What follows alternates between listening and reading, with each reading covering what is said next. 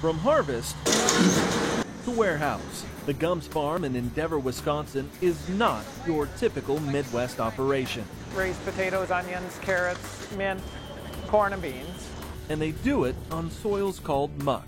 Anywhere from 50 to 60% organic matter.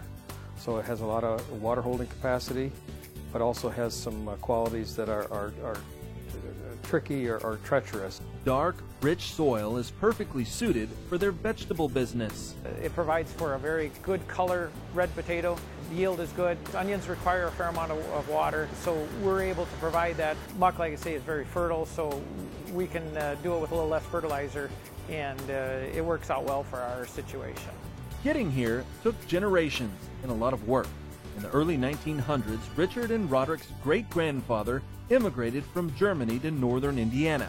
But it was their grandfather that really grew the farm, adding the vegetable crops and expanding into Wisconsin. Roderick and I had the opportunity then to buy the business, the operation side of it, from him in 1994. You know, Richard and I have a good relationship, and we were able to do this together. Together, they began the slow process of ownership.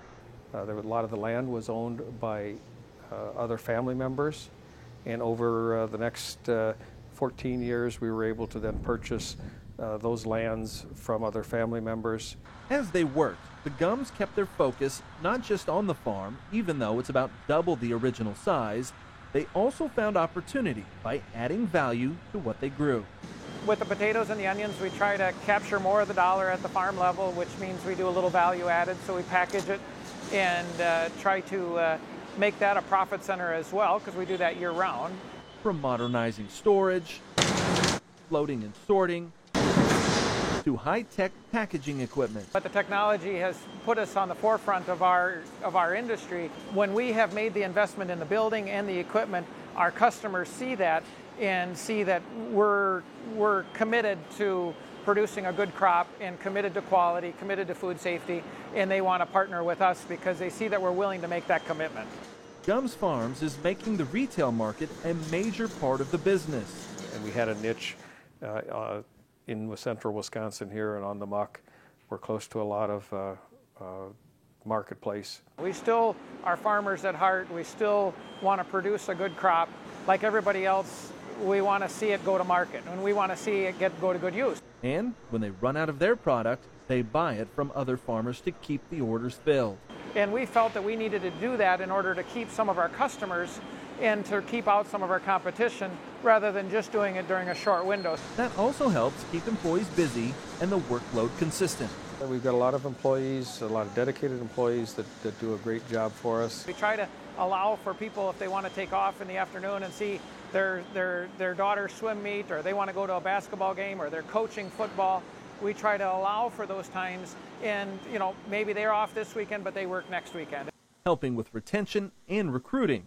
As most managers will tell you, working with people, we're always dealing with people.